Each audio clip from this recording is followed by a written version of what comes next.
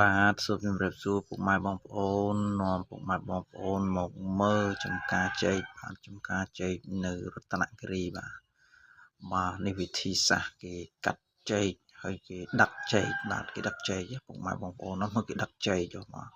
គេដកទាំងស្ទងហ្មងបាទអូវិធីសាស្ត្រគេនេះគេដឹកកុំឲ្យមានការជួមកុំឲ្យមានអីចឹងណាពុកម៉ែបងប្អូនកុំឲ្យមានការជួមចេកជួមអីគេខូចចេកខូចអីគេយកទៅលក់នៅប្រទេសក្រៅយើងមិនដឹងថានាំទៅប្រទេសណាទេចឹងណាពុកម៉ែបងប្អូន